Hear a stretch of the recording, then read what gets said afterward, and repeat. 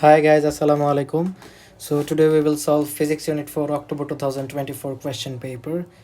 Without wasting any more time, let's get started. And please subscribe my YouTube channel so that you guys can get more and more question paper solving videos of all the A level subjects like physics, chemistry, biology, math, economics, business, accounting, and every other subjects. So without wasting any more time, let's get started. In our first question, they have said which of the following describes light intensity. We know intensity. Let's get out of intensity formula. Intensity is equals to power divided by area, right? Intensity is equals to power divided by area. So let's read. They have said the energy of light. Energy is not in our intensity formula. They have given power of light incident on a surface per unit area. Yeah, this is power per unit area. So this is our correct answer. No energy, no total power output. So our correct answer is only B.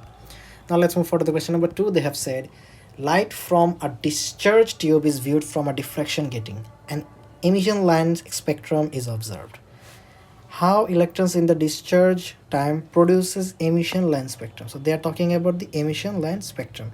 For emission line spectrums, the electrons will be emitted, right? They will be emitted. As the name suggests emission, so it should be emitted, right? The photons should be emitted. As the line suggests, the photons should be emitted. So as the photons will be emitted, in the first question they have said absorb photon. So this cannot be our correct answer. We cannot absorb photon. Absorb photons cannot be answered. So our answer will be between B and C. Excited electrons move to higher energy level. No. During the emission spectrum, the electrons move to higher energy level when it is an absorption spectrum. For emission spectrum, the electrons move from higher energy level to lower energy level by emitting photons. They move from the higher energy level to the lower energy levels. So our correct answer will be D. B would have been for absorption spectrum, not emission spectrum. Now move forward to the question number 3. They have said a student stands a distance d from a wall. Okay, this is the wall and here is the student. There's the distance between the wall and the student. She makes a loud sound. She had the echo of the sound from the wall after time t. So echo means the sound will go here, hit the wall and then come back. So the distance will be 2d, right? It will cover first distance and then again distance. So d plus d is 2d. So the speed of the sound wave, if they ask us, speed is equals to distance divided by time term. D is 2d divided by time. So our correct answer is A. Now moving forward to the question number 4, they have said a displacement time graph for a point on the surface of a water is shown below. Okay, very good. Now they have asked us to find out the frequency. We know frequency is equals to 1 divided by time taken. Now we have to ask the time period of this. Let's say this is the one point and this is another point. The time period is 0.7 divided by 0.7 minus 0.1, which is, and 1 divided by 0.7 minus 0.1, which is correct answer is B. Frequency means 1 divided by time period. Time period is 2 points of a circle, of a complete wave, 2 points on a complete wave. The time taken for a complete wave to complete. The time taken for a wave to complete. So it started right here and ended right here. So 0.7 minus 0.1 is this 1 divided by time period, because frequency is 1 divided by time period. Now moving forward to the question number 5, they have written a circle in a wire, a current in a wire causes the temperature of the wire to increase. Let's draw a wire right here. The wires actually look like this. Okay, there are some lattice particles right here in the wire. So when the temperature increases, these wires starts vibrating. These wires starts vibrating more. This lattice vibration increases. So as the temperature increases, the vibration of the wire increases. So we can stop these values, that A and C cannot be our answer because the vibration of the wire increases. Now describe the changes to the wire of how the resistance of the wire decreases, how the resistance of the wire does. So when the lattice starts vibrating, they start vibrating like this, they start vibrating like this, they start vibrating up and down. So when they're up and down, when an electron goes from here, just because of this vibration of the lattice, this electron faces more resistance because these wires are getting bigger and stopping the electron. So the resistance also increases. We can say our correct answer is D, because both the amplitude of lattice vibration increases as well as the resistance increases. So we can say our correct answer is 5. Now let's move forward to the question number 6. In the question number 6 they have said the circuit shows a thermistor, okay, and then the temperature of the thermistor increases. We know this is the EMF, right? Let's say EMF is 10 volt. Then this resistor and this thermistor will get this 10 volt together, right? Let's say it is getting 8 volt, so it will get 2 volt, right? They two, both of them will get 10 volt. They will never ever equal a greater value than the EMF value. So when the temperature of the thermistor increases, the voltage, we know voltage is equals to current into resistance. When the temperature of the thermistor increases, when the temperature of the thermistor increases,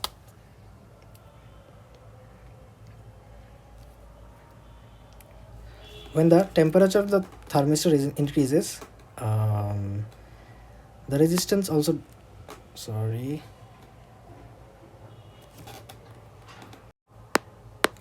so when the temperature increases, the resistance decreases. The resistance of the thermistor decreases. When the resistance of thermistor decreases, the voltage also decreases. So these 2 volt will become, let's say, 1 volt. If this become 1 volt, then these 2 must equal this 10 volt. So this 8 volt will become 9 volt. Now the voltmeter reading, which is taking the reading of the resistor, will take a greater value, right? So the voltmeter reading increases. So we can exclude A and C part. Our answer will be anywhere between B and D, because the voltmeter reading increases because these voltage, because the resistor, because the PD of the resistor, PD across the resistor increases because the PD across the thermistor decreases as the temperature has increased. Okay, now what will happen to the ammeter reading? Now as the electrons are traveling right there, as the resistance has decreased in the thermistor, the electrons will travel with a greater speed, right? Or we can say a greater number of electrons will travel, per time, or we can say there will be more charge per time, so our current will also increase. Now the current will also increase. We can also look at this like this: voltage is equals to current into resistance. As the resistor of the thermistor decreases, and current and resistance is inversely proportional, when the resistance decreases, the current increases. So we can say the ammeter reading will also increase. So our correct answer is D. Now let's move. Particle X of mass m is moving with a velocity 4 and has a de Broglie wavelength of this. It has a de Broglie wavelength of this. Okay, very good. Which of the table gives the mass and velocity of particle y? So particle has a de Broglie wavelength lambda, and particle y has a de Broglie wavelength 0.85. So we know its velocity, its wavelength has decreased, right? Its wavelength has decreased. As its wavelength has decreased, we can also say its momentum will decrease. As its wavelength has decreased, we can also say its momentum will also decrease, right? We know momentum is equals to h divided by lambda. We have a formula like this, right? So if its momentum decreases by 0.25%, okay, then its momentum, if its wavelength has decreased 0.25%, or its wavelength has become 1/4, then as it's inversely proportional to momentum, now its momentum will increase by 4 times, right? So let's find out where the mass and velocity together has become 4 times. 0.25 into 4 is 0.25, so this is not our answer. 0.5 into 8 is 4 times, so yeah, our correct answer is B. M into 2V is 2, so this is not our correct answer. 2 into 4 is 8, this is not our correct answer. We're looking for 4 times, so B is our correct answer. Alright, so let's solve the question number 8. A student connects 4 resistors between X and Y.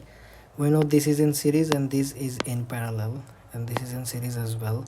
So after one series and one parallel, this series will have the same account as these two. So we don't need to include this into our total resistance expression, because after one series, the next parallel one does the job which the next series would have done. So this parallel and this series, taking them into consideration, is all right. So we know as they are in parallel, we will add 15 ohm plus, it is in series, plus the How do we add the parallel circuits of the resistance of the parallel circuits? We add the resistance of the parallel circuit by writing 1 divided by 1 by 7 plus 1 by 18. This is how we will write, because we write 1 divided by 1 divided by resistance 1 plus 1 divided by resistance of 2 for a parallel circuit, right? So this is going to be our expression, and this is where it explains in a very good way. Now I'm going to explain why I didn't add this 4 ohm part. The reason behind not adding this 4 ohm part is that the circuit includes a 15 ohm resistor in series, followed by a 7 ohm and 18 ohm resistors in parallel, and a 4 ohm resistor in series with this parallel combination. This is in series with this parallel combination. The second combined resistance of 7 ohm and 18 ohm is calculated using this formula that we have calculated. The 4 ohm resistor is in series with the parallel combination. It is in series with the parallel combination. Its effect is automatically included when the total series resistance is calculated.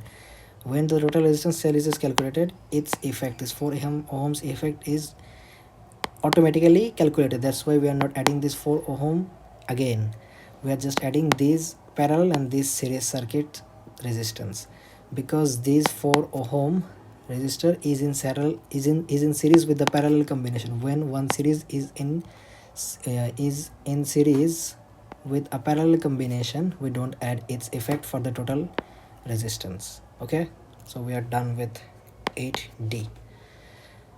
And if I'm explaining again, you don't need to add this plus 4 separately, because the 4 ohm resistor is already accounted for in the overall calculation.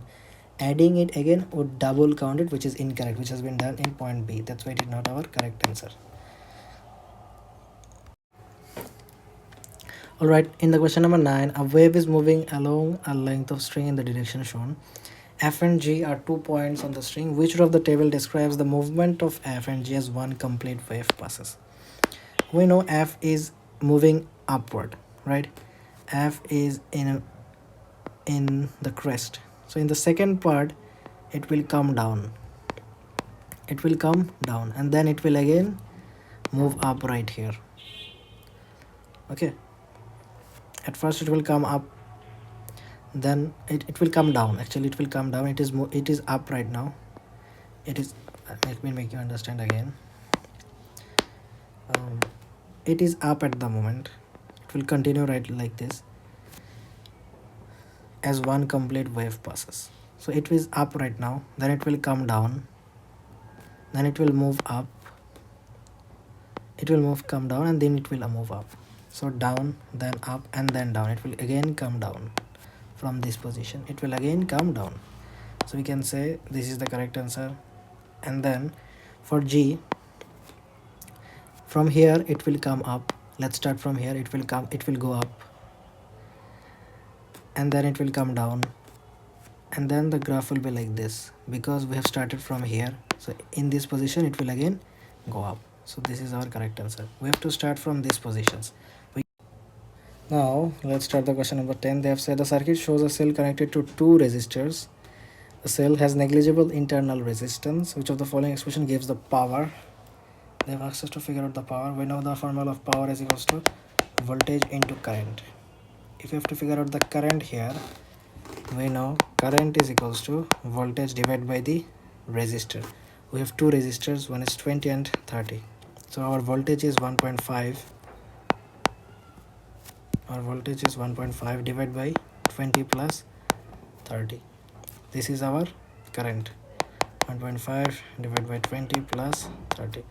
Now we have to calculate our voltage. Now we will calculate the voltage right here using the potential divider formula. The potential divider formula is, we will take the smaller resistance, which is 20, divided by the bigger resistance, which is 20 plus 30, is equals to the voltage divided by the 1.5. Okay, this is how we will calculate. And we will make V the subject, which becomes 20 into 1.5 divided by 20 plus 30. So this will be right here, 20 into 1.5 divided by 20 plus 30. So our correct answer will be point C. Okay. A beam of electrons passes through a thin layer of graphite. The electrons are then incident or a fluorescent screen, causing a series of rings to form as shown. This is a very easy 2 marks question. This is 2 marks giveaway actually. When these electrons were passing through this graphite, there are small slits between these graphites, and the electrons pass through the graphites. As we always know, electrons are atoms, right? If electron is an atom, or even it is a fundamental particle, if it is a particle, let's say if the electron is a particle, then this electron would have gone straight into the fluorescent screen, and it wouldn't have it wouldn't have such like this interference. It wouldn't have formed like a ring. There is a formation of ring because of the interference. So when electrons pass through the slits of the graphite, they are diffracted due to their wave-like behavior. So as they have diffracted, we can say the refractions only happens to the waves. So we can say electron has a wave behavior as well. This diffraction creates a circular ring pattern. This circular ring was created just because of the diffraction of these electrons. Otherwise, it wouldn't have this circular ring pattern on the fluorescent screen. So as this fluorescent screen has such a ring, circular ring, that we can say that electron can behave as a wave as well. So our answer for this question to secure the whole 2 marks will be like this. We will write it like this, that electrons can behave as waves as well, as the ring shows interference. This interference wouldn't have shown if these electrons were not behaving like a wave, or the electron wasn't able to behave like a wave. As it is behaving like a wave, only because of that reason it is showing the interference. If it was an atom only, or if it was a particle, the particle would have passed straight. It wouldn't have produced this interference circular pattern, or it wouldn't have diffracted like this. You can mention either of them. Alright, in the question number 12, copper wires are used to connect a length of nichrome wire to a cell as shown. Okay, the copper wires and the nichrome wire have the same diameter. So this is very important, that they have the same diameter. Copper wire has a greater number of conduction electrons per cube than nichrome wire. So the copper wire has a greater N value. It has a greater N value than the nichrome wire. The N value is less. Explain how the average velocity of electrons in the copper wire varies with the average velocity of electrons in the nichrome wire. Okay, so basically by looking at all of these things, I have made one assumption, that the only formula which relates both the number of conduction electrons and the velocity, both of them, is I is equals to N QVA. This is the formula which relates both of them, right? So as they are connected in the same circuit, the current will be same. The current is the same in both the wires. The current is same in both the wires as they are connected in the same circuit. Okay, so we have to mention that point, because this is a question which includes 3 marks. So we have to mention that the current is the same in both the wire.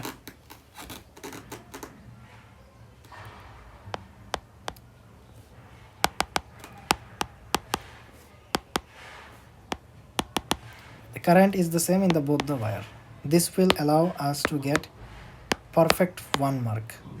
This is an assumption. This is that you have to understand, not an assumption. This is what you have to understand, because they are in the same circuit, because that is why the current is the same. If the current is constant, between them, and if the current is constant and the diameter is also constant, if the diameter is constant, then the area will be constant as well. The area of both the wires will be same. Now the charge is also same. For both of them, because because electrons are flowing through them, because electrons have the same charges. So the charges are constant as well. So now we are only left with N and V. Now the copper wire has a greater N value, and both of them have the same charge. Constant means same current. Both of them have the same current. If both of them have the same current and one of them have greater number of conduction electrons, then the copper, which has a greater number of conduction electrons, needs to have a lower number of velocity, so that the current is same for both of them. So we can say the copper wire, as it has a greater number of conduction electrons, it will have less drift velocity. It will have less drift velocity. So the second point that we have to mention is that if the diameter is the same, the cross-sectional area is also same. We have to mention that, because cross-sectional area includes diameter. The cross-sectional area of each wire is the same. Now we have to take this formula, because I is equals to NQVA, velocity of the electrons in the copper wire will be less than the nichrome wire, as the current is the same. As the current, we can also mention as the current, charge and area is the same. You can mention these parts right here. So this is how you will write this answer to get the whole 3 marks. Now let's move forward to the question number 13. Alright, so let's solve this question number 13. A hologram is an interference pattern that can produce a 3-dimensional image. To form a hologram, a beam of light from a laser is split by a beam splitter. So the light from laser here is split in by a beam splitter into these 2 directions. Okay, the light then takes 2 different paths to a photographic film has shown. So the light then this light then travels in this direction to the photographic film, and this light comes from this direction. Because this light from laser has been splitted by a beam splitter into 2 ways, then these 2 paths, then this laser comes from 2 different paths to the photographic film. The question says light is a transverse wave. What is meant by transverse wave? We all know this is a 1 marks question, which is more or less common in every exam paper, and you need to be able to memorize this frequently asked question. You have to memorize it. We know transverse wave is a wave where the oscillations are perpendicular to the direction of the wave travel. Where the wave travels, the oscillations are perpendicular. Let's say the wave is traveling in this direction. If the wave is vertical, then the oscillations are perpendicular to it. That means the oscillations will be horizontal. That's how it is done. If the oscillations are horizontal, then the wave will be traveling in a vertical directions. Let's say this is how they are perpendicular. The wave travel and the oscillations are always perpendicular. There is 90 degrees between them, so we can write it down. Oscillations are perpendicular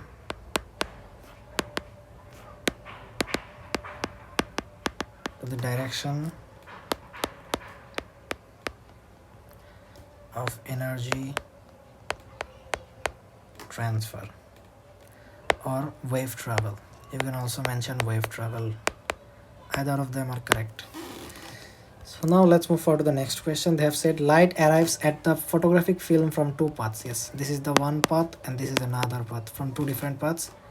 Explain how this could use constructive interference. We know when there is a constructive interference, there is 0 path difference. As these two lights are traveling from 2 different paths, there is a path difference. We know there is a path difference. There is a path difference, but the phase difference is 0. There is path difference, but the phase difference is 0. We have to mention all of them. We have to mention first things, as they are traveling from 2 different paths, there is a path difference. Waves travel from different distances.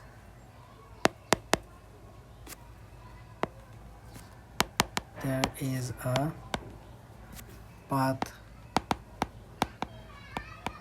difference. This is the first line. The second line will be, if this path difference is a whole number, then it is a constructive interference. And if the path difference is not a whole number, then it is not a constructive interference. Okay, constructive interference is when it is in phase.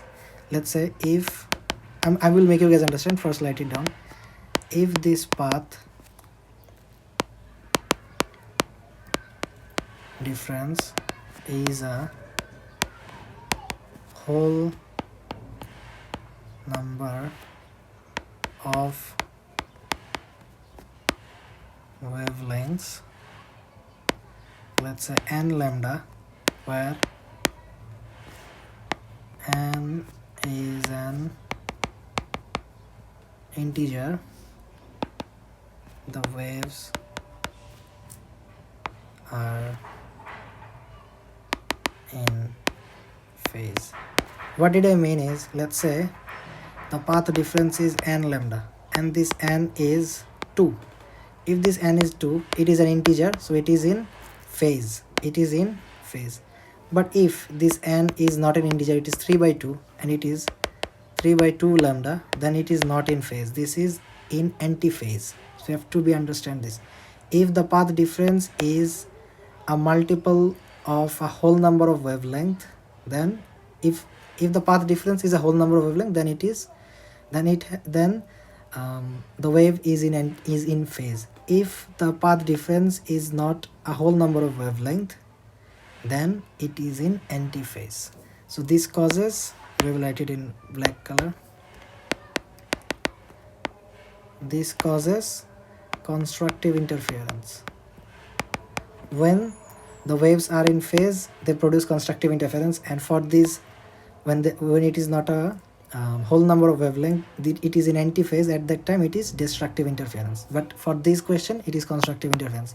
So we have understood that they are in phase, and for them to be in phase it should be a whole number of wavelength. Okay, as they have given us in the constructive interference. Constructive interference.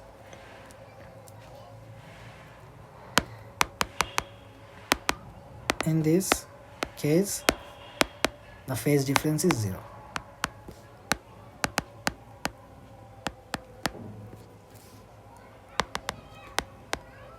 So this is the always. For destructive interference, there must be a phase difference present. At that time the phase difference will not 0. Let it be 40 or 30 or anything else, but it will never be 0 for destructive interference. So in this question I have made you guys understand both destructive and constructive. You never know, maybe in your exam it may be a destructive interference. If it was a destructive interference, we have written, if this path difference, we would have written, as this path difference is not a whole number of wavelength, it would have been, and it will not have been n lambda, it would have been 3 by 2 lambda or 4 by 3 lambda. That means they are not a whole number. That means this n is not an integer, this is a fraction or anything, which causes destructive interference. In this case, the phase difference will not be 0. This is how we will write for that type of a question. Alright, so let's start the question number 14. They have written, a student investigated the electrical properties of a light emitting diode. Okay, the electrical properties. He varied the potential difference across the LED and recorded corresponding values of current in the LED. The graph shows the result. So the potential difference has been increasing and the current is also increasing. So if he's varying the potential difference, and how the current is responding is what he is measuring. Draw a circuit diagram the student could use for this investigation. So in order to draw this circuit diagram, what we have to do first is, we have to put LED, power supply and emitter in series. They should be in series. And as the potential difference across the LED will be varied, that's why the voltmeter should be connected in parallel with the LED. So I have drawn that I have drawn that for you guys. Just give me 1 minute. So this is how it will be, like this. The voltmeter, sorry, my bad. As the potential difference will be varied, the voltmeter should be in parallel with the light emitting diode. And the light emitting diode is the power supply and the emitter is in series. Okay, so we are done with the question number A. This was a very easy question, only a 3 marks question. Now let's move forward to the next question. They have said determine the power of LED when the PD across the LED was 2.2 volt. So they have asked the power. We know the formula of power is equals to voltage into current, right? Power is equals to voltage into current. Now they have asked the power when the voltage was 2.2. We know voltage is 2.2. Now when the voltage was 2.2, what was the value of the current? We can use it from the graph. If the voltage was 2.2, at that time the current was here. So this value is 3.2, 3.4, 3.6, and in between 3.6, so it is 3.7. Actually it's 37. It's actually 37. Let me make you guys understand in a much better way.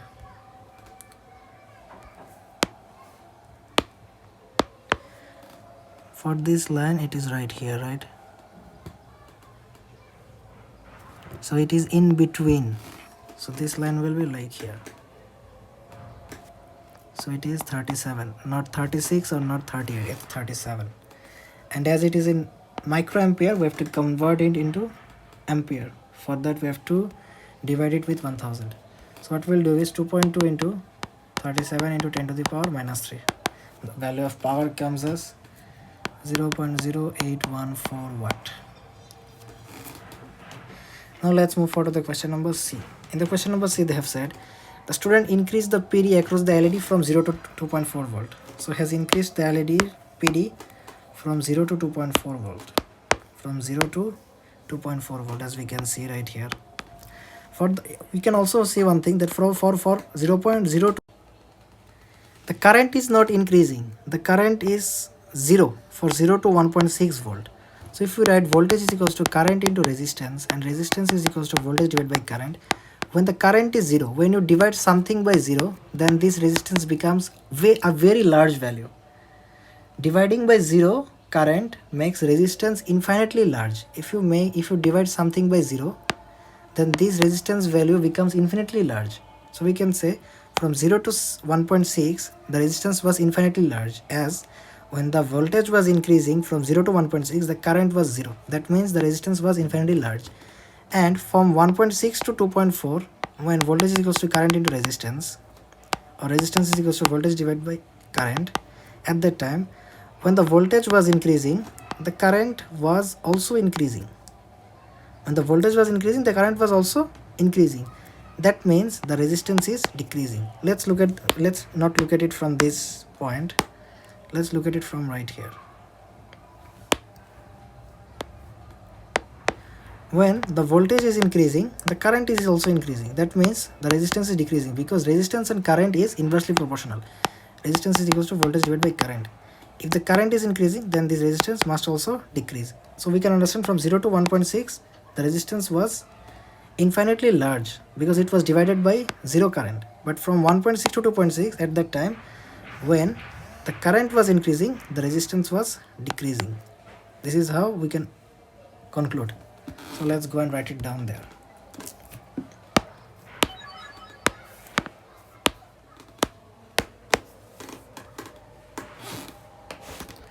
We can write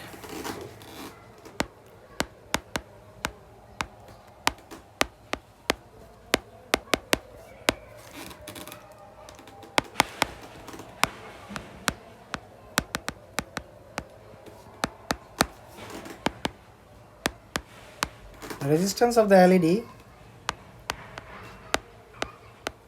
almost as the current was 0. As the PD was increasing, the resistance was decreasing. So this is the 2 points. We can also mention as the PD was increasing from 1.6 to 2.4 volt. You can mention this part in between these two lines. The resistance was decreasing. So we are done with question number 14. Alright, a strain gauge is an electrical component that can be attached to an object to measure mechanical strain. Okay, the strain gauge shown has 6 metal strips. There are 6 metal strips, 1, 2, 3, 4, 5, 6 metal strips attached to a small piece of insulating material.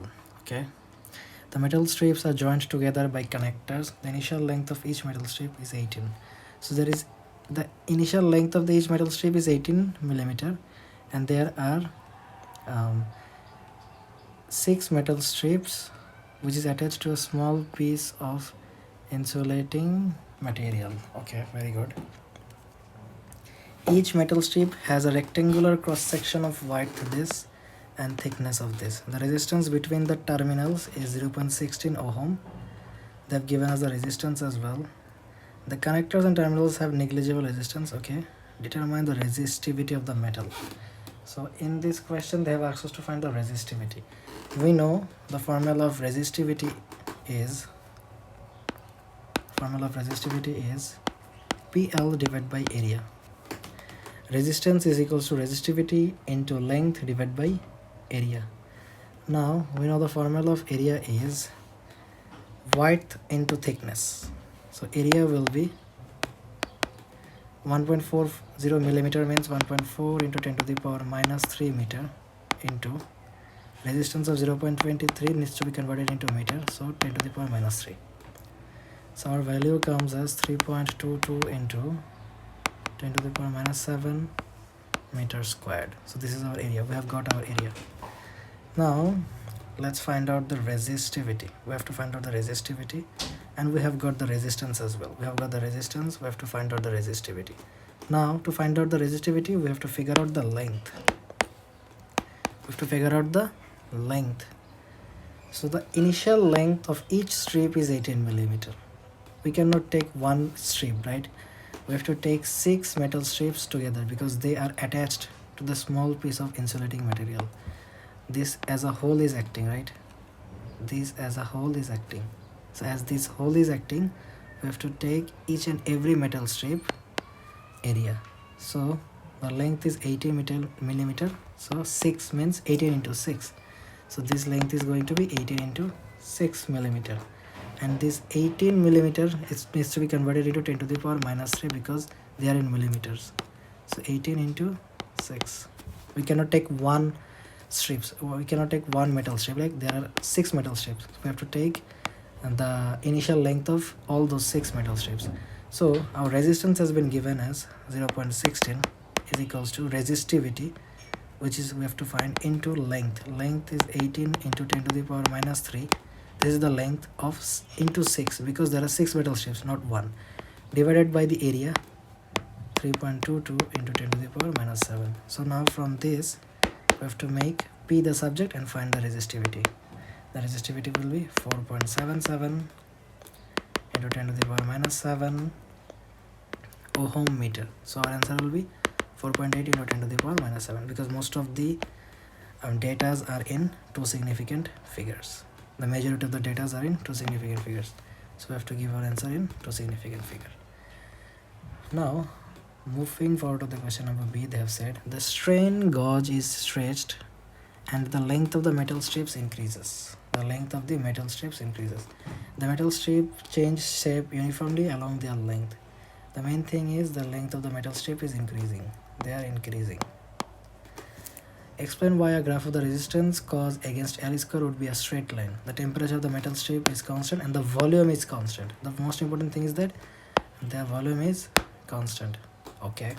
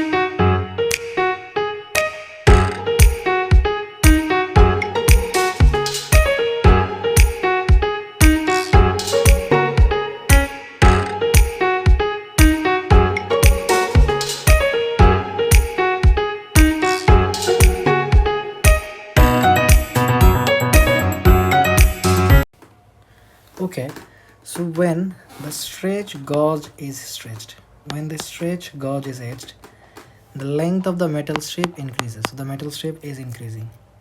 So we know the formula, we know the volume is constant. So we know volume is equals to cross-sectional area into length. Volume is equals to cross-sectional area into length. This volume is constant because the volume is not changing. This is constant. So when the length is increasing, the cross-sectional area is decreasing because the length and cross-sectional area is inversely proportional. Okay, the cross-sectional is decreasing. So we can write cross-sectional area is equals to V divided by L. And we know, as they have asked about the resistance, the only formula which relates resistance and length is resistance is equals to P into L divided by A, right? This is the formula. Now if we put this V divided by L in the place of A right here, what we will get is P into L divided by V divided by L. So this L will go upward and it will become PL square divided by V. R is equals to PL square divided by V. We can also write it down as R is equals to L square into P divided by V, right? This is actually the same thing. So now, 1 minute, we can also write it down like this. R is equals to P divided by V into L squared. And now they have asked about resistance and L square would be a straight line. How it will be a straight line? Y is equals to mx. If y is equals to mx, then y and L squared is our y-axis and x-axis, and our gradient is P divided by V. So yeah, the resistance and L square can be a straight line. So whenever you encounter a question, these type of questions are really common from this part to this part. How this and this is a how can this be a straight line? Always try to compare it with y equals to mx and try to make an equation like this. As we have done with this part, what we can do is we can write, so resistance is proportional to L squared, which gives a straight line through the origin. So we are done with question number 15. Let's move forward to the question number 16 right now. Alright, in the question number 16, a student investigated the diffraction of light from a laser using a diffraction grating. Diffraction gratings has 25 lines per millimeter. Okay, the diagram shows the arrangement used. The question says give one safety precaution the student should take during the experiment.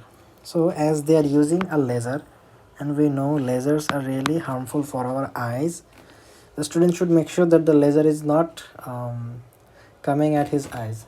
So the student should stay behind the laser. The most appropriate way is student should stay behind the laser, which will enable him not to be against the laser in his eyes. So we can say stand behind the laser.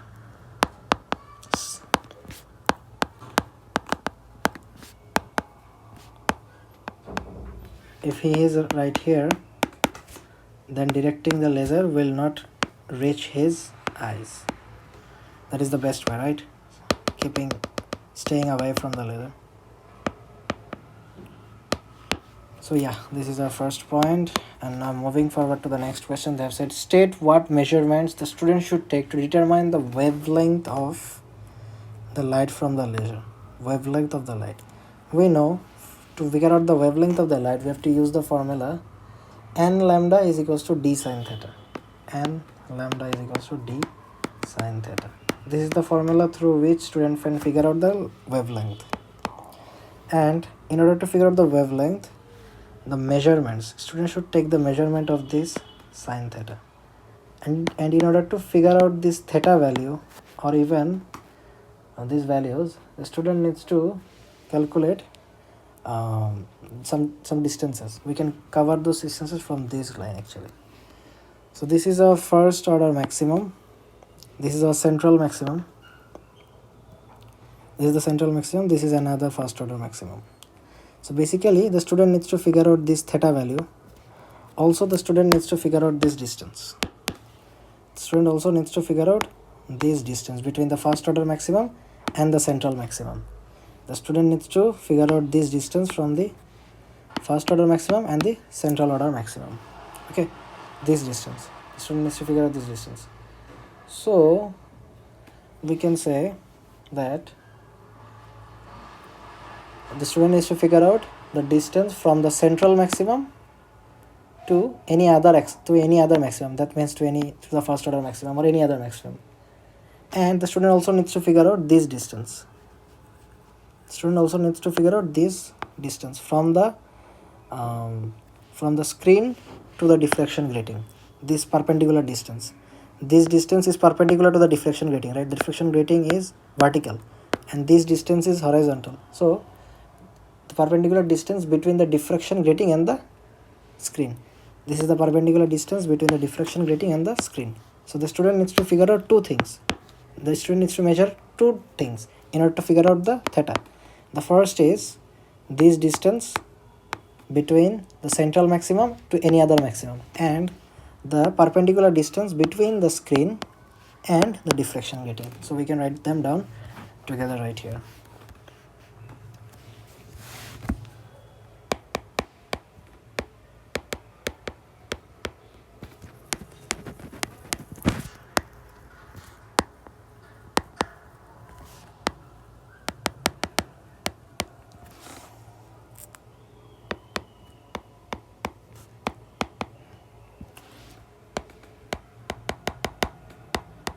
This is one measurement that the student needs to take, and the second measurement is the perpendicular distance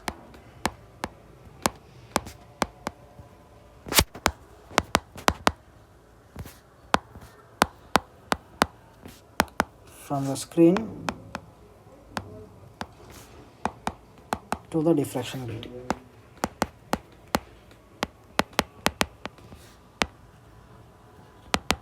So this is the 2 points that the student needs to take the measurement on. Now moving forward to the next question, they have written, the student observed, now we have to erase them.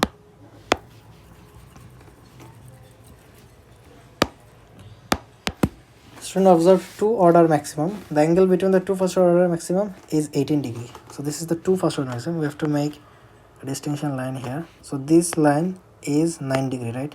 18 divided by 2. This line is 90 degree and this line is also 9 degree. As both of them together are 18, the central maximum from the angle from central maximum to first order maximum will be 9 degree. They have said show that the wavelength of the light is 600 Newton meter. We know the formula is n lambda is equals to d sine theta. They have asked to figure out the lambda value. We know as this is n is equals to 1, we know n is equals to 1, right? We know n is equals to 1. So we can write lambda is equals to d sine theta. As n is equals to 1, we can omit that. Now we know sine theta is equals to sine 9 degree, right? Because this is 9 degree. Now we have to figure out the theta value, the d value, to figure out the lambda. We know d is equals to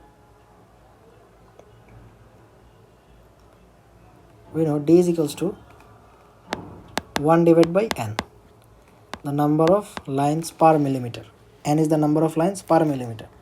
So we know they have given us this value, that's 250 per millimeter. So we have to divide it 1 divided by 250 into 10 to the power minus 3. So this will give us a value of 4 into 10 to the power minus 6. Now we have to multiply this value with this one. Now we will get the value of lambda as 626 nanometer. We have got 626 nanometer. You can also write it down as 630 nanometer, as they have asked us to give the answer in a whole number. So yeah. Now moving forward to this question, they have read, the student observed maxima beyond the first order. So it is beyond the first order, so it is crossing the first order. The maxima is beyond the first order. So maximum is like right here. The greatest order, determine the greatest order of maximum the student could observe. They have asked about the order, whether it is first order, second order, or third order, the value of n. They have asked the value of n, whether it is 1, 2, 3, 4, which one. It is not 1 because it is beyond the first order. So whether it is 2, 3, 4, what is the value of the n? So n max is equals to, we know, n lambda is equals to d sine theta. Okay, we know n lambda is equals to d sine theta. Very good. Now we know the value of the wavelength. We know the value of d sine theta. Okay, the thing is, the greatest order maximum. They have asked about the greatest order of maximum. So at greatest order maximum, sine will become sine 90. Sine will become sine 90 because this is at 90 degree. So at the greatest order of maximum, this 90 degree will increase, and it will become 90 degree. So basically it will become like this. This is the greatest order of maximum. At greatest order of maximum, this angle will increase up to 90 degree. So here we will take it as sine 90 degree. So sine 90 degree is equals to 1. So we can omit that. Now the formula becomes n lambda is equals to d. Now we know the value of d, which was 4 into 10 to the power minus 6. This was the value of d. Divided by this lambda value, which is 630 Newton meter and nanometer. 630 into 10 to the power minus 9. Now the value of n max is 6.3. So this is our correct answer. 6.3. So we are done with question number 16 as well. Now heading on to the question number 17, they have written the refractive index of water is 1.33. They have asked us to calculate the speed of light in water. So the speed of light, they have asked. We know whenever they ask us to figure out the speed of light, we use the formula n is equals to c by v, right? We know c is equals to 3 into 10 to the power 8 divided by the v, and they have given us the refractive index as 1.33. So making v the subject, we will get 3 into 10 to the power 8 divided by 1.33, which is equals to 2.26 into 10 to the power 8 meter per second. So now moving forward to the next question.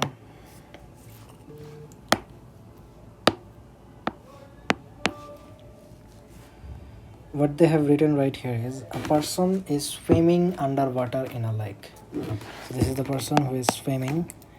The person look up towards the surface. Okay. There are three rays of light. There are three rays of light A, B, and C. Okay, very good.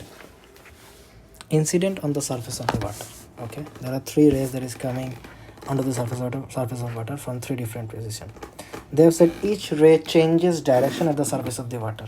Okay, light from rays A and B reach the person's eyes. This is very important information, that A and B of the rays are reaching the person's eyes, but C is not reaching. C is not reaching. So first analyze the ray 1. So here the ray is coming and this is the angle of incidence. So let's draw the angle of normal. So this is our normal. So when the ray is coming, it will be as it is reaching the person's eye. So it should have gone like this, right? If it had gone straight, then it would have never reached the person's eyes. As it is reaching the person's eye, we can say it is refracted, and when something is refracted, it is towards the normal, right? Which it leans towards the normal. If it is refracted, it will towards the normal. It will go towards the normal. This is the normal, right? It is refracted towards the normal. So we can say ray A was refracted towards the normal and was incident on the person's eyes. Okay. Then another thing that we can mention is A is less dense than the water, right? So as water is more denser, it has a greater refractive index. as it has a greater refractive index, the speed of light in water will be less than the speed of light in air. This is another thing that you can mention. Now here comes the ray B. Now the ray B is going in this position. If it has gone straight, then it would have never reached the eyes, but they have said ray B is reaching the eyes of the swimmer. So we can say it has total internally reflected, because if it hadn't total internally reflected, then it would have never reached the eyes of the swimmer. So for being total internally reflected, we know its critical angle needs to be greater than 61.7 degree. Okay, we have to mention that the angle of incidence is greater than the critical angle. Its angle of incidence is greater than the critical angle. We have to mention that the angle of incidence of ray B and the water surface is greater than the critical angle. Okay, we have to mention the angle of incidence of ray B and the water surface is greater than the critical angle. When a ray is greater than the critical angle, only then it is total internally reflected. And now the C position says the C doesn't reach the person's eyes. So as the C doesn't reach the person's eye, this is C, right? As C doesn't reach the person's eyes, if it had total internally reflected, only then it would have reached the person's eyes. As it is not reaching the person's eye, so we can say it hasn't total internally reflected. It has gone straight from the water to the air. So we can say it has transmitted from the water to the air, as its angle of incidence is less than the critical angle. The ray B's angle of incidence was greater than the critical angle. That's why it was total internally reflected. And as it has turned total internally reflected, we can say the angle of incidence of ray C is smaller than the critical angle. This is how we will write all of them. I have made you guys understand. Now let's go to the question and let's look at the answers. Okay, so here we can write the answer. The first one was that the ray A was refracted, and it refracted towards the normal, right? It was refracted towards the normal. It didn't go straight, and it refracted towards the normal, and its incidence was on the eyes of the swimmer. And another first line that we have to mention is water is more denser than the air, or the refractive index of water is more than the refractive index of air. So the speed of light in air will be less than the speed of light in the speed of light in water will be less than the speed of light in air. We have to mention these two lines first. So first let's compare about the air and glass. The first line will be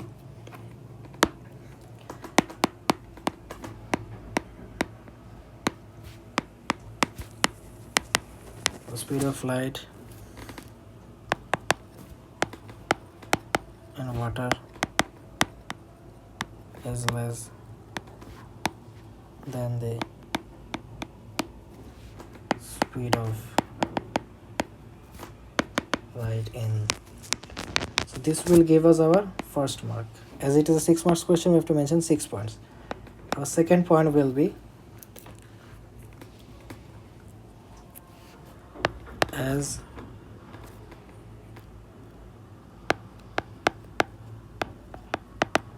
refractive index of water is greater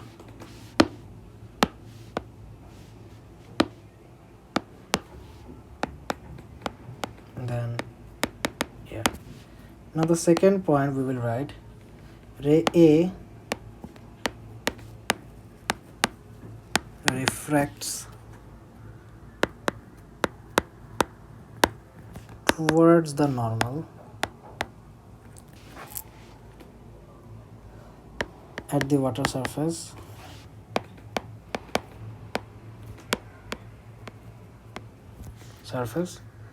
and is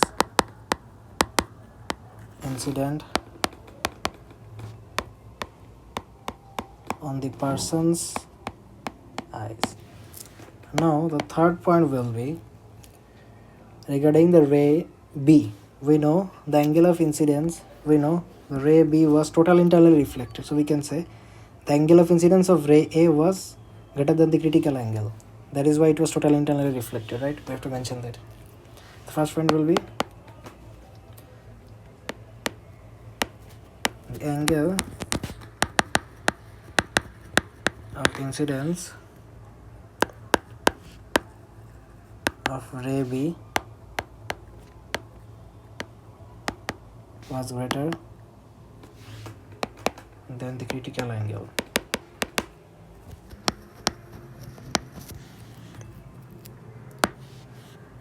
Fourth point will be, as a result, it was total internally reflected.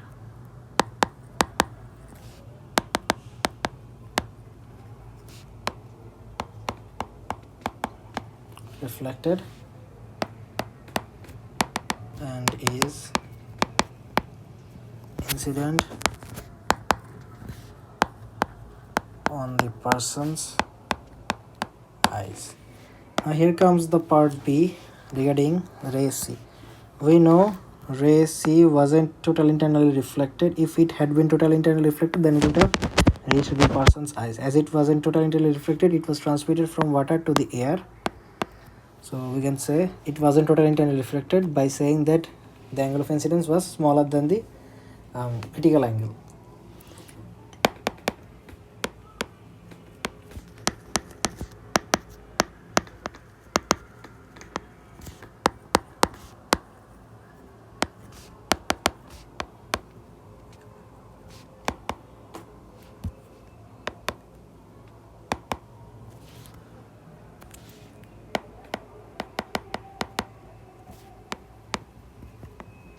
The angle of incidence is smaller than the critical angle. We have to mention ray C. Therefore,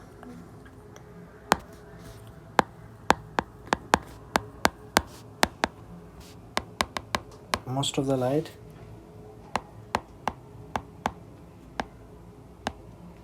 from ray C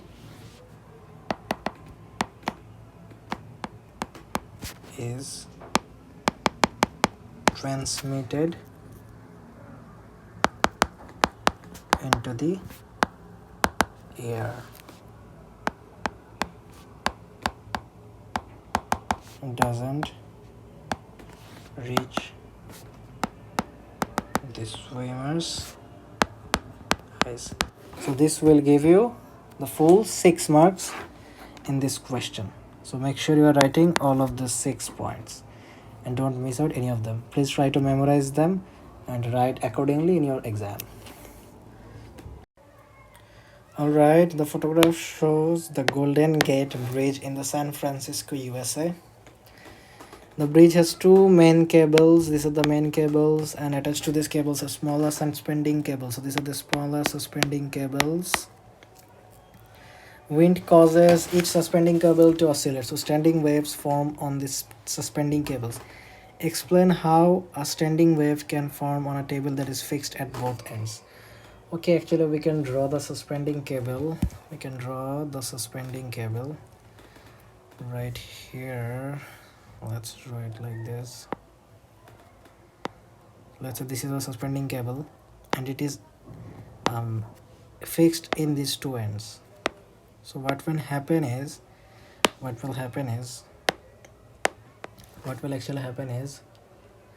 oscillating waves will come from these 2 ends. Okay, oscillating waves will come from these 2 ends and they will meet right here, or they will meet in some position and they will superpose. Okay, they will superpose and a node will form when there is destructive interference, and an antinode will form when there is constructive interference. This is what happens in a standing wave. This is exactly a standing wave explanation, nothing else. You need to describe standing waves. So let's go and write it down, that waves reflect from each end of the cable, and then they superpose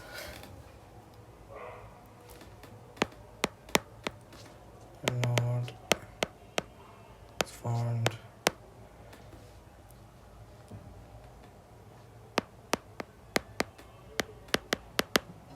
when destructive interference takes place. So this is basically how we will solve this question.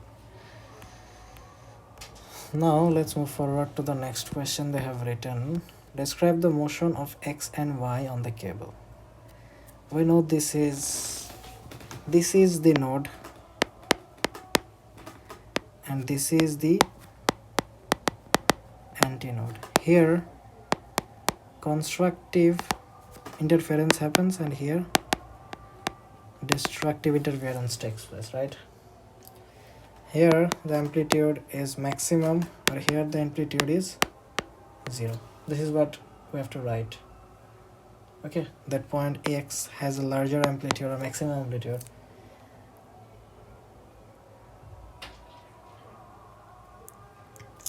and at Y it has a 0 amplitude, or at 0 the cable is stationary. We can write them down.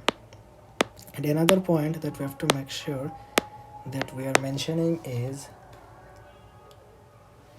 from this position to this position the amplitude varies from 0 displacement to maximum displacement, because it can vary from here to here in any point, so we can mention that as well.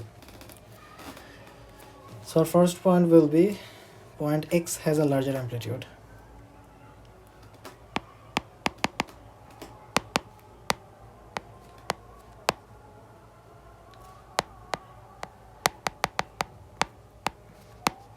The second point will be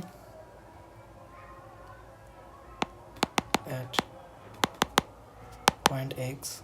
The thing is, at point X this is 0 amplitude, and at Y at X this, let me erase and make you guys understand. 1 minute. At X here it is maximum amplitude and Y it is 0 amplitude.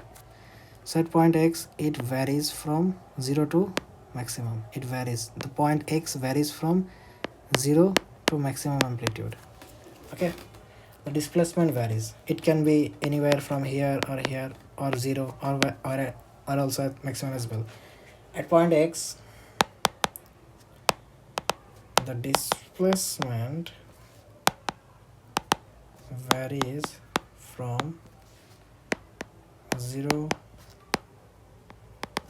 to maximum amplitude. This is our first point, this is our second point. Now here comes the third point. The third point is the point Y is at 0 amplitude.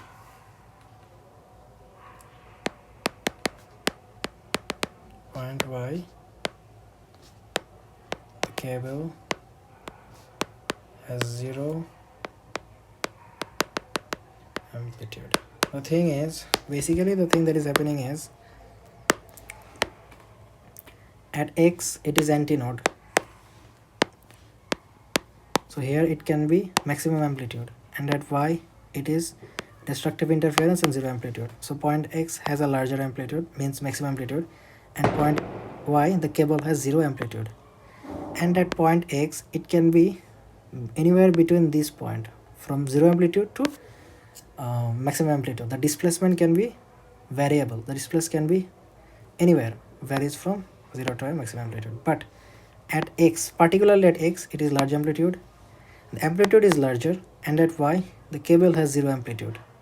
Okay, but the displacement at X will vary from 0 to maximum amplitude because it can be in any of this position.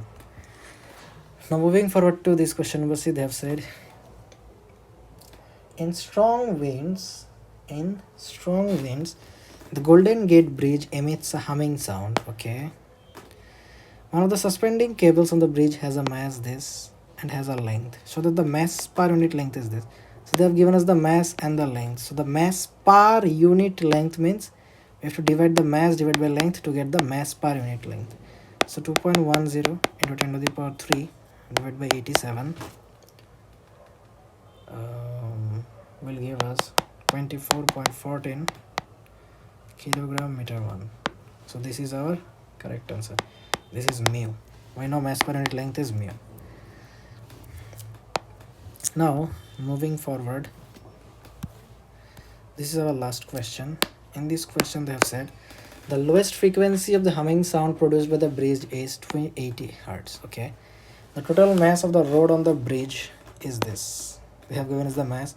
The weight of the road is supported by 50 suspending cables. So 500 suspending cables is really important. The range of lengths of the suspending cables is 3.5 to 160. Means actually that none of them are actually of same size, right? This is of 3.5, this is 4.5, this is 7.5, and this is of 500.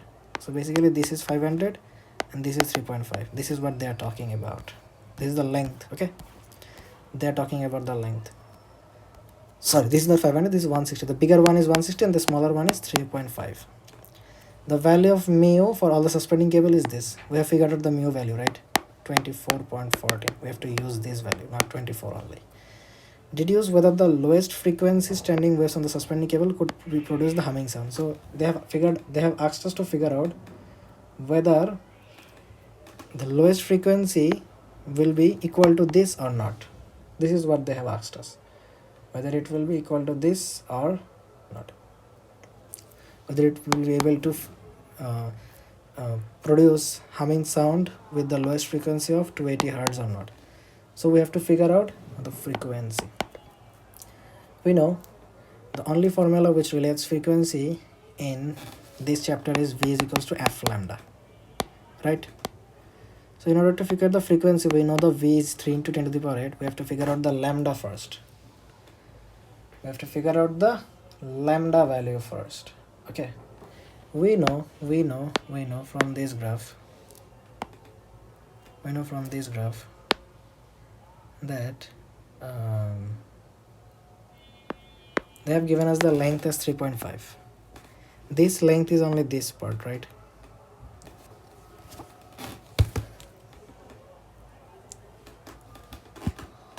Let's not think it right. Let's not think it like this. Let's think it of like this, that we have seen previously.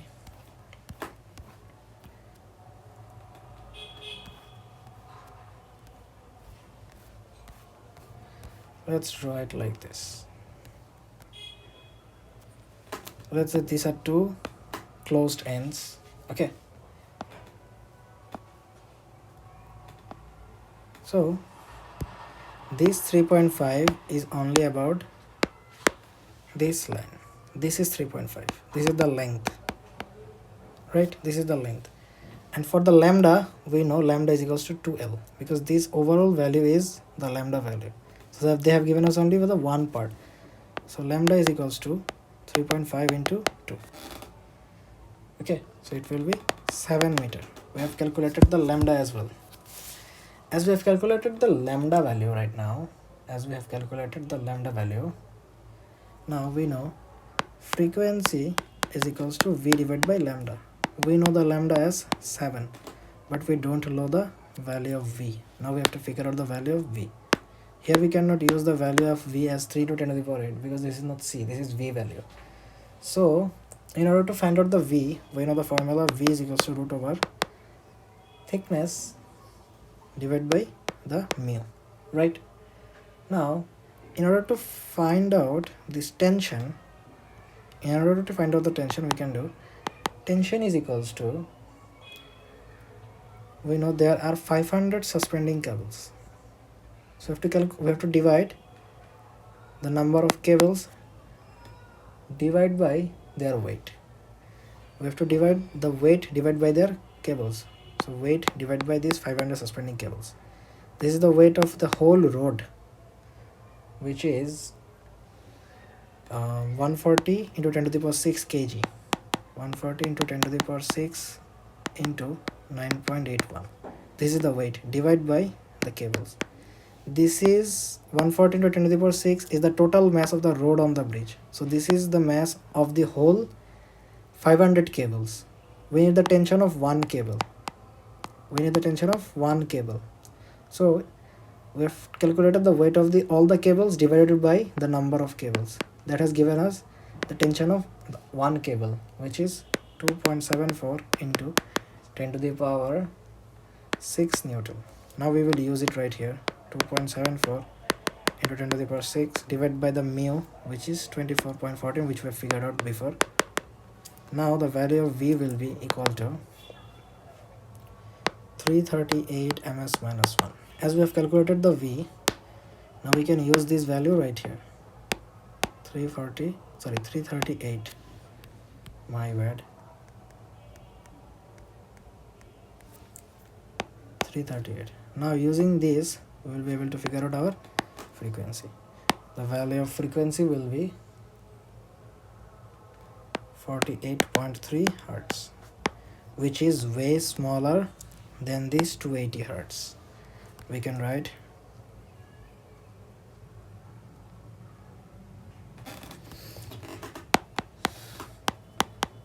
low frequency waves produced by humming is 483 Hertz, which is less than 280 Hertz. So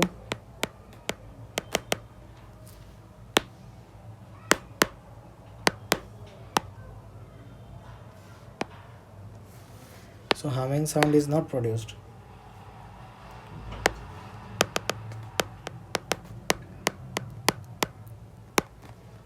Not produced by standing waves on the suspending cables. If you guys have any question, please comment down below. A photomultiplier is a device that can detect very low intensity light. In a photomultiplier, a metal plate called a photocathode is connected to the negative terminal of a power supply.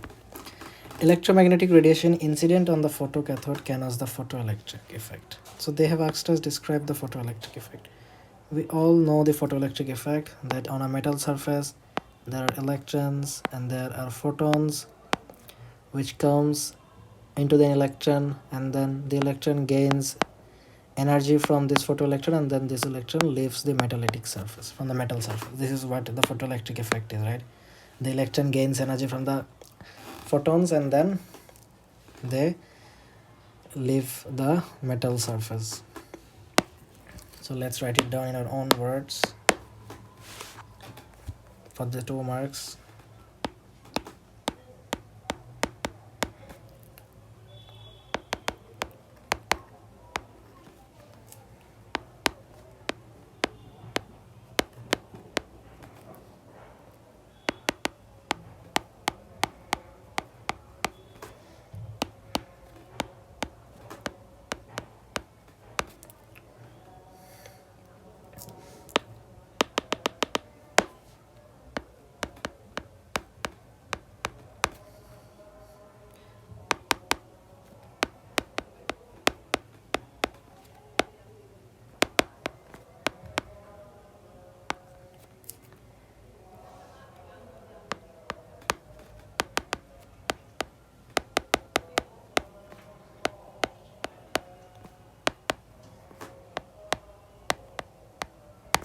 Okay, so we are done with this. Now the next part is the photomultiplier can only detect electromagnetic radiation that causes the photoelectric effect. Explain why the photomultiplier cannot detect some frequencies of electromagnetic radiation. So we know when in the surface there's an electron and a photon arrives. Okay, this is a photon. So this photon transfers energy to the electron, and then electron leaves the metal surface. But this photon needs to have a certain amount of frequency. okay, certain amount of frequency or a certain amount of energy, by providing which the metal surface will allow the electron to leave. Otherwise, if the photon doesn't have that much energy, then this metal surface will not allow the electron to leave the metal surface. This threshold frequency or the threshold energy is known as work function. Okay, the photon needs to have an energy greater than the work function to be able to release the electron from the metal surface. So this is what we have to write in our own words right now. We have to write to cause the photoelectric effect,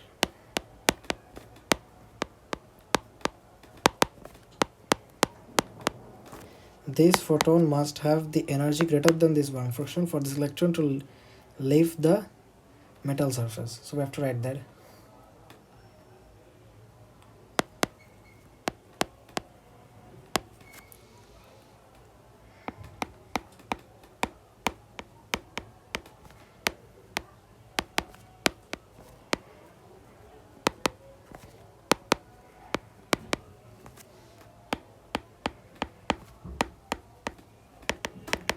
As it's a 2-mark question, we need to add another point. Our second point will be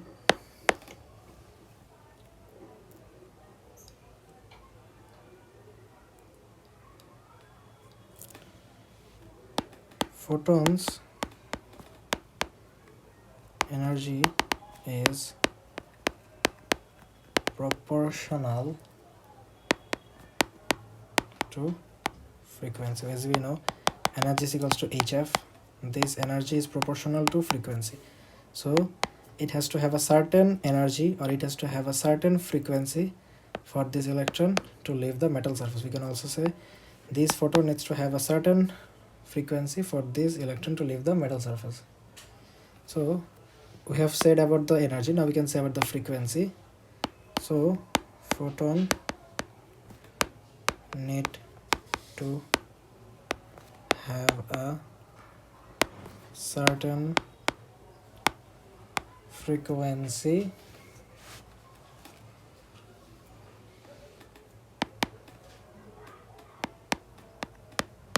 to be able to cause photoelectric effect. So we are done with this as well. Now let's move forward to the next part of this question. They have said visible light has a range of wavelengths from 380 nanometer to 790 nanometer. Okay, very good. The work function of the material used to make is this. This is the work function. Deduce the photometric detail all wavelengths of visible light. So if this wavelength and its corresponding energy is greater than this work function, then this photo multiplier will be able to detect all the wavelengths of visible light, right? So first of all, let's calculate the energy of this wavelength. Okay, let's calculate that. We can also convert this electron volt into joule, otherwise we will not be able to work this out. So we can do is 1.48 into 1.6 into 10 to the power minus 19 is equals to 2.37 into 10 to the power minus 19 joule. So we've converted it into joule. Now we can figure out the wavelength of this. We can figure out the energy of this. What do you say? They've given us the threshold wavelength. If we calculate the wavelength of this energy, let's calculate the wavelength of this energy or even the frequency.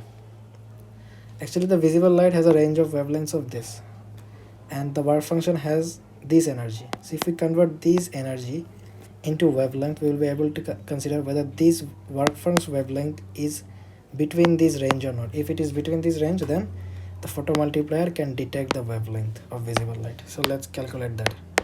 Let's calculate this joule into wavelength. So we know E is equals to HF. So F is equals to this energy 2.37 into 10 to the power minus 19 divided by the H, which is 6.16 into 10 to the power minus 34. So the value will be 3.57 into 10 to the power 14 hertz. Now as we have got our frequency, now we can use v is equals to f lambda to figure out the lambda value, and then we can compare this work function's lambda value with the lambda value of the visible light. If it is within the range of this visible light, then the photomultiplier will be able to detect the wavelength. So lambda is equals to v means 3 into 10 to the power 8 divided by this frequency, which is 3.57 into 10 to the 14. So our wavelength's value is 840 into 10 to the power minus 9. So this wavelength is greater than this value. As this wavelength is greater than this value and it is not within the range, so it can detect all the wavelengths of visible light because it is greater. Okay, as it is greater, so we can write 840 into 10 to the power minus 9 is greater than 700 nanometer. So it can detect all the visible lights wavelengths. So basically the question was, make me understand the thing again. The question was,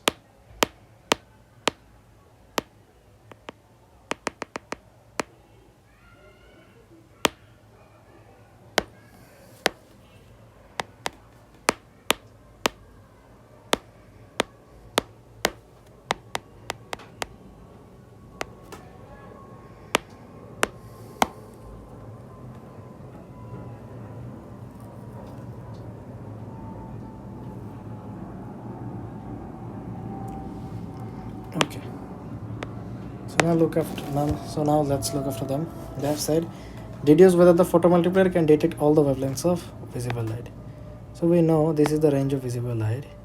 If the work function is greater, if the work function's wavelength is greater than the wavelength of the visible light, then the photomultiplier will be able to detect all the wavelength of visible light. That's how we have figured it out. Now let's move forward to the next question.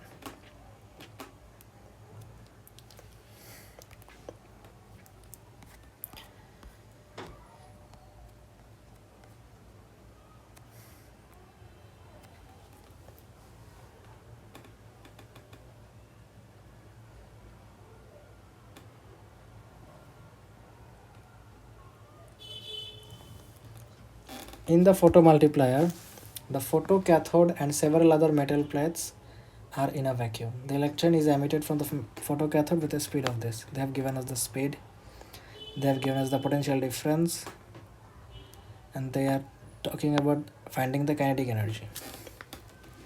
We know kinetic energy is equal to half mv squared. Okay, let's figure out the kinetic energy. Half into mass of the electron is 9.11 to 10 to the power minus 31 into the v squared. The v has been given as 1.35 into 10 to the power 6 squared. So now the kinetic energy will be 8.30 into 10 to the power minus 19 joules. So this is the initial kinetic energy. This is the initial kinetic energy. This is the initial kinetic energy. But we have to figure out the energy that it will have after it collides. So now we have the work done by the potential difference. This is the initial kinetic energy, and now the potential difference will also do a work. The potential difference will also do, because there is a potential difference right here. So along with the kinetic energy, along with the initial kinetic energy of the electron, it will be accelerated by the potential difference, right? It will be accelerated by the potential difference. So we have to calculate the work done by the potential difference. Work done will be, we know charge into voltage. Charge into voltage. We know the charge is 1.6 into 10 to the power minus 19 of electron into the voltage is 108. So our work done is 1.73 into 10 to the power minus 17 joule. So as we have calculated the work done, now we can add this value with this kinetic energy to get the overall kinetic energy of the particle when it collided with the first metal plate. Because before colliding with the first metal plate, initially it has a kinetic energy, and then before colliding with the first metal plate, it was accelerated by a potential difference. So we have to calculate the work done by the potential difference as well, because the potential difference has increased its velocity. It has gained a greater amount of kinetic energy along with its initial kinetic energy. So we'll add both of them. So overall kinetic energy is equal to 8.3 into 10 to the power minus 19 plus 1.79 into 10 to the power minus 17. So the overall value is 1.81 into 10 to the power minus 17 joule. So this is our kinetic energy final. We have successfully figured that out as well. Now moving forward to the last question, they have said, we have come across the last question of the paper. Here what they have said is, they said the electrical circuit shown last 4 resistors A, B and C, which applies a PDA between adjacent metal plates. Each resistor has a resistance of 85 kilo ohm. When switch is open, the PD across the power supply, this is the EMF, this is our EMF value. They have said the PD across resistor A, this is the PD across the resistor, this is the PD, and this is the resistance of A, and this is the PD across resistor A. So we have got the PD and we have got the resistance. Using these two values, we can calculate the current. Current is equals to, we know voltage is equals to current into resistance. We know current is equals to voltage, which is 108 divided by 85 into 10 to the power 3. You can calculate the current right here.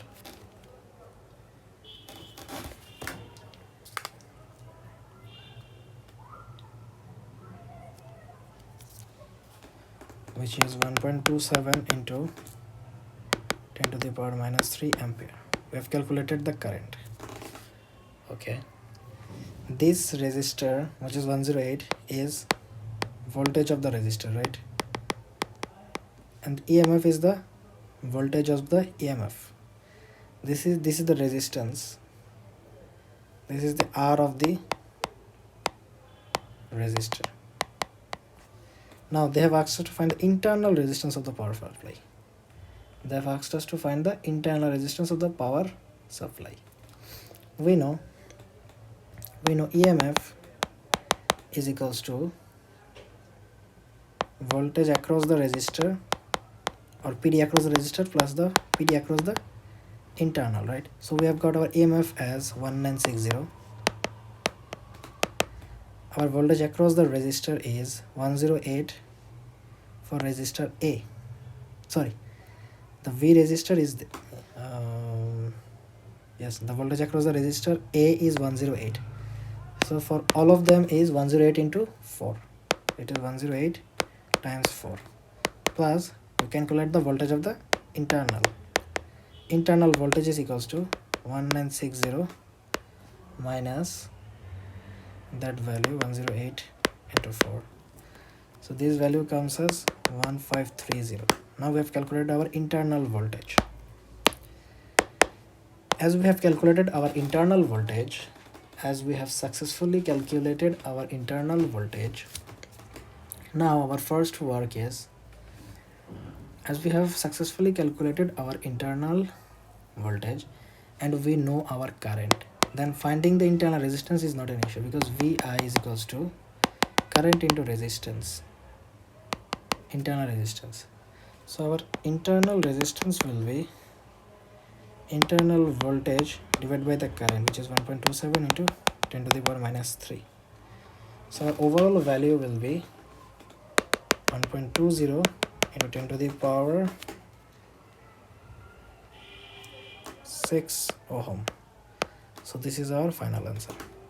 The first part is very important. Understanding this formula is really important. This question has been repeated several times, that EMF is equals to voltage across the resistor plus voltage across the internal voltage.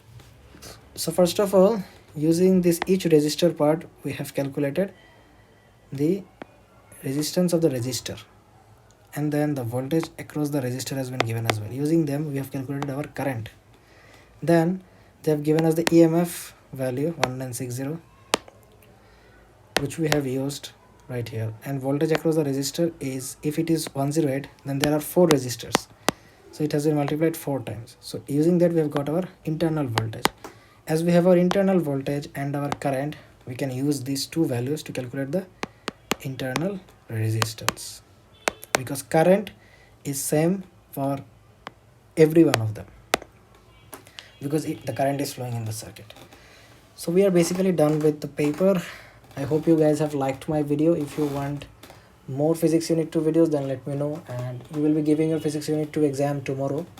So before physics unit 3 exam, I am doing a question paper sprint week course, as you have got around 5 to 6 days before your physics unit 3 exam, which is more than enough to be able to score a full UMS, and I will be taking your care to that you can score a full UMS. Join my question paper sprint week course, where we will solve all the question papers from October 24 till June 2020, and we will go through my FAQ sheets, and I will give you some extra tips and tricks and my notes and materials, which will definitely help you to score a full UMS if you study in those 5-6 days period.